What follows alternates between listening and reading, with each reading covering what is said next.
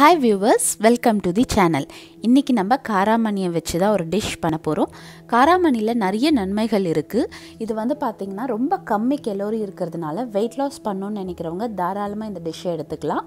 அதே சமயம் vitamin A, C இந்த மாதிரி நிறைய நன்மைகள் இதுல இருக்கு. அது மட்டும் இல்லாம சாம்பார், தயிர், ரசம் எல்லாத்துக்குமே இது சூப்பர் காம்போவா இருக்கும்.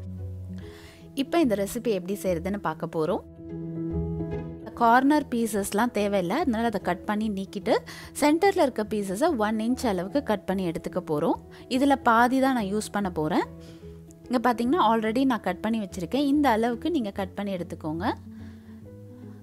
கொஞ்சம் வெங்காயம், தக்காளி கொஞ்சம் பெருசாகவே கட் பண்ணிக்கலாம், பொடியாக கட் பண்ணணும்னு அவசியம் இல்லை. கடலை மாவு 2 ஸ்பூன். ஒரு பேன் வச்சுட்டு 2 டேபிள் ஸ்பூன் எண்ணெய் விட்டுடணும். அதில் 1 ஸ்பூன் இஞ்சி பூண்டு விழுதை சேர்த்துட்டு ஒரு 2 செகண்ட் இதில் வறுத்துடலாம். இஞ்சி பூண்டை வந்து நல்லா எண்ணெயில் மிக்ஸ் பண்ணி விட்டுருங்க. கொஞ்சமாக கருவேப்பிலையும் சேர்த்துடுவோம். இப்போ வெங்காயத்தை மட்டும் இதில் சேர்த்துக்கலாம்.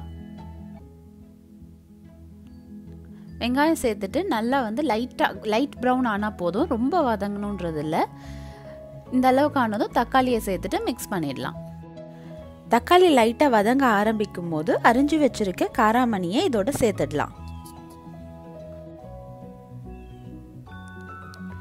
இப்போ ஒரு வாட்டி நல்லா மிக்ஸ் பண்ணி விட்டுக்கோங்க. இந்த எண்ணெயில் வந்து அது ஒரு 2 செகண்ட் வதங்கட்டும். மஞ்சள் தூள் 1/4 ஸ்பூன், மிளகாய் தூள் 1 ஸ்பூன், தனியாத்தூள் 3/4 ஸ்பூன், ஜீரகத்தூள் 1/2 ஸ்பூன். இப்போ இந்த மசாலாவெல்லாம் நல்லா மிக்ஸ் பண்ண போகிறோம். அதோட கல்லுப்பு 1 ஸ்பூன் சேர்த்துடலாம். இப்போ நம்ம மசாலா ஐட்டம் எல்லாமே சேர்த்தாச்சு. இது எல்லாமே நல்லா பிளெண்ட் ஆகுற மாதிரி நல்லா மிக்ஸ் பண்ணி விட்டுடுங்க. 1/4 கிளாஸ்லேருந்து 1/2 கிளாஸ் அளவுக்கு தண்ணி ஊற்றிடலாம். காய்க்கு மேலே இந்த மாதிரி தண்ணி இருக்கணும். உப்பு காரம் செக் பண்ணிக்கோங்க. இந்த காய் வேக கொஞ்சம் டைம் எடுக்கும், அதனால தட்டு போட்டு மூடிட்டு மீடியமில் மெயின்டைன் பண்ணி குக் பண்ண போகிறோம்.